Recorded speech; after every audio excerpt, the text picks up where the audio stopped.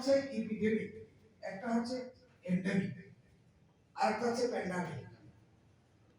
যখন সাভারের একটা নির্দিষ্ট পাড়ায়, একটা নির্দিষ্ট মহল্লায় কিছু রোগের জ্বর হচ্ছে,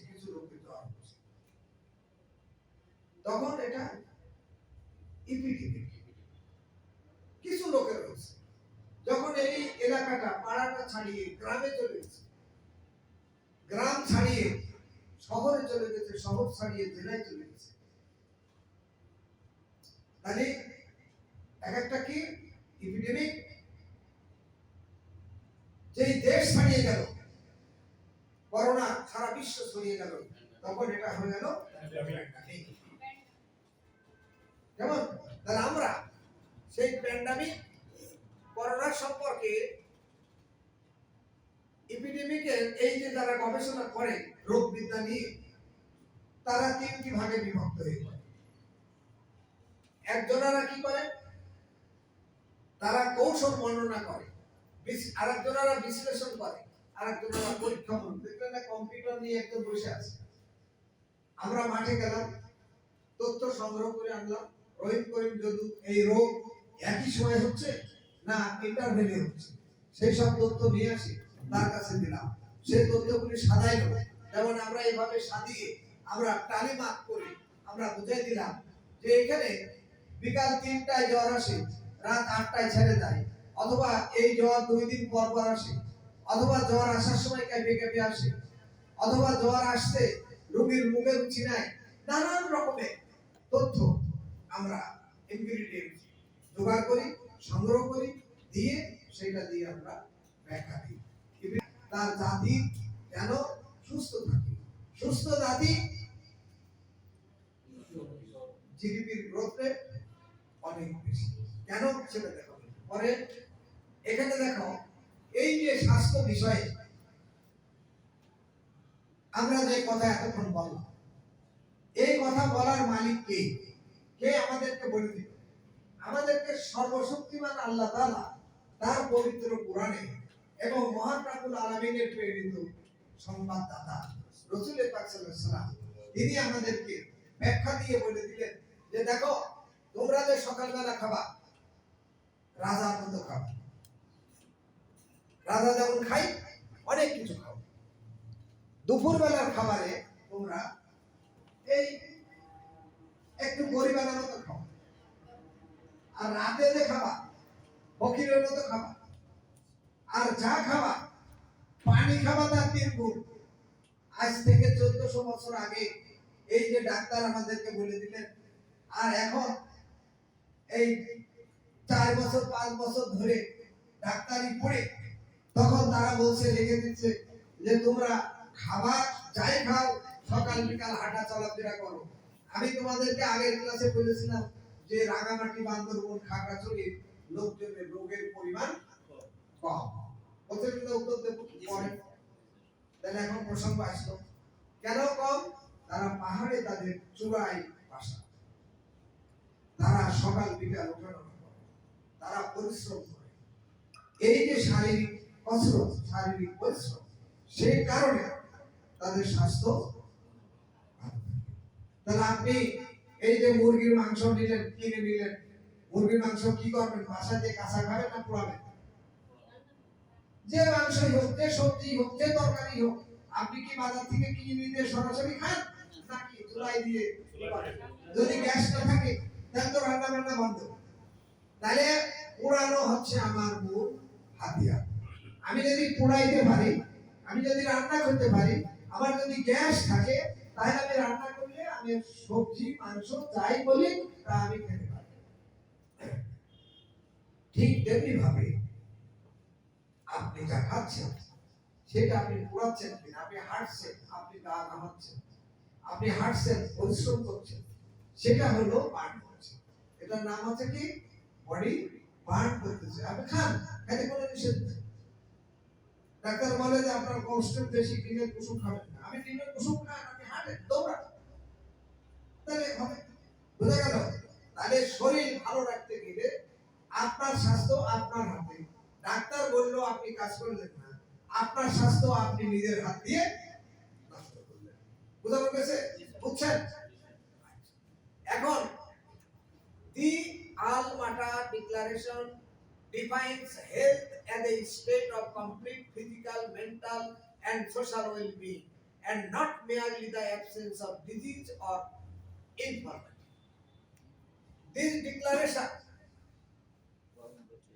formulated during the International Conference on Primary Health Care, আমাদের এখানে সাবজেক্ট হচ্ছে primary health care.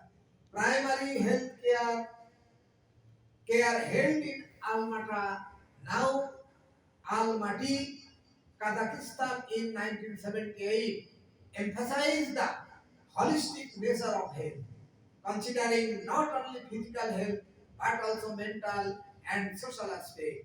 It underscored the importance of addressing various determinants of health to achieve overall well-being for individual and communities. কি বুঝাইছে এ মানে বুঝাইছে তাইলে আমাদের এবং বিশ্বের মানুষের স্বাস্থ্য নিশ্চিত করার জন্য একটা প্রতিষ্ঠান রয়েছে, সেই প্রতিষ্ঠানের নাম ওয়ার্ল্ড হেলথ অর্গানাইজেশন, WHO।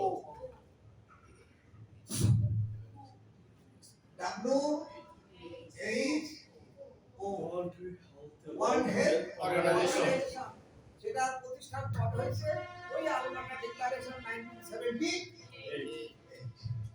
সেই ওয়ার্ল্ড হেলথ অর্গানাইজেশন কি বলেছে? সে বলেছে তোমার স্বাস্থ্য মানে কি? স্বাস্থ্য মানে নাথিং এলস।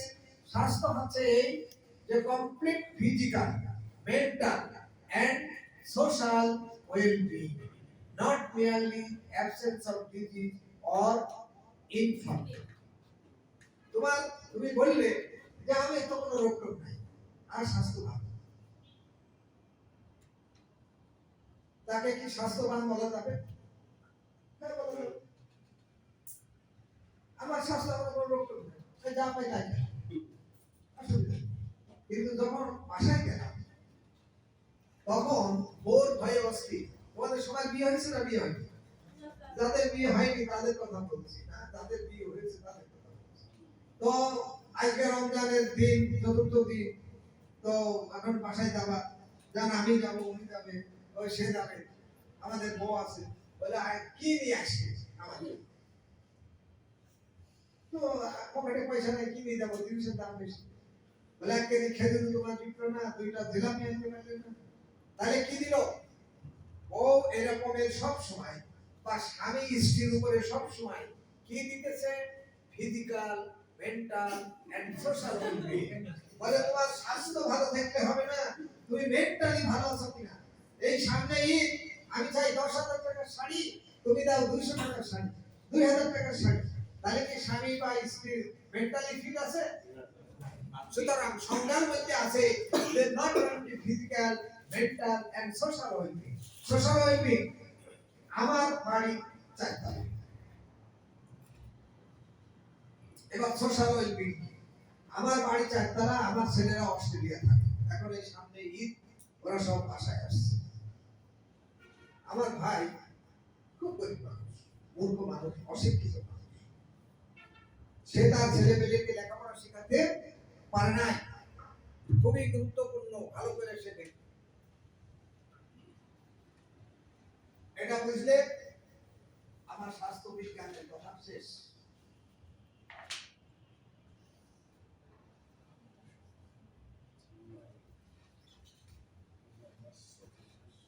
ভালো আকার হইল না কেমন?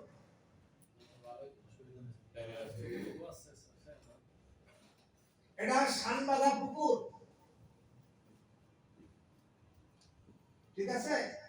এটা শানবাধা পুকুর, এখানে এক্স বাস করে, এখানে ওয়াই বাস করে, এখানে জেড বাস করে, এখানে ডাব্লিউ বাস করে, এখানে এফ বাস করে। অর্থাৎ আমরা কয় ভাই?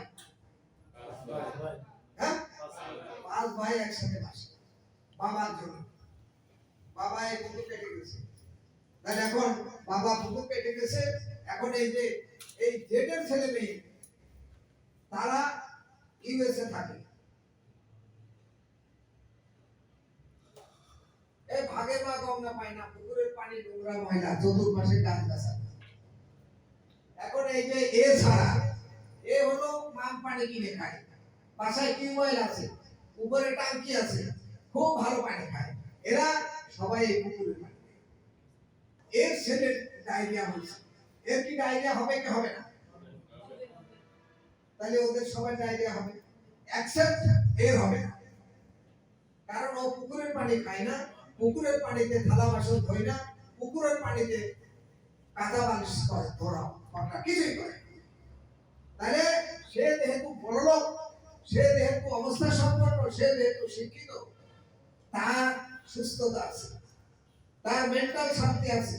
তাহলে এক হলো শারীরিক সুস্থতা আছে, দুই হলো 2 তলা 3 তলা বাড়ি আছে, 3 হলো ছেলে মেয়ে বিদেশে থাকে টাকা পাঠায়। তাহলে সে ফিজিক্যালি ভালো, মেন্টালি ভালো। এখন একটা সমাজ, এগুলো সব সমাজের লোক না। এখন দেখা যাচ্ছে সমাজে ওই পুকুরের পানি খেয়ে কারো ডায়রিয়া, কারো কলেরা, কারো এইসব হয়েছে, তখন সে কি সুস্থ থাকতে পারবে? তাহলে আমার শুধু ফিজিক্যাল থাকলে হবে না, আমার ফিজিক্যাল লাগবে, মেন্টাল লাগবে, এখন সোশ্যাল ওয়েলবিং লাগবে। এই যে সোশ্যাল ওয়েলবিং নেই, এই সোশ্যাল ওয়েলবিং না থাকলে আমি সুস্থ থাকতে পারবো না। ওরা মশা উৎপাদন করে, আমি মশারি দিয়েও ঘুমাইতে পারি না, আমাকে ডেঙ্গু হবে না? হবে। তাহলে আপনার সাভারে যদি ডেঙ্গু মশার উৎপাদ বেশি হয়, এই মশাগুলি তো বাংলাদেশে, এই ঢাকায় যাবে, এবং বাসে যারা যাচ্ছে বাসে করে তারা নিয়ে যাবে, তাই না? প্লেনে করে মশা ঢাকা শহরে আসে না।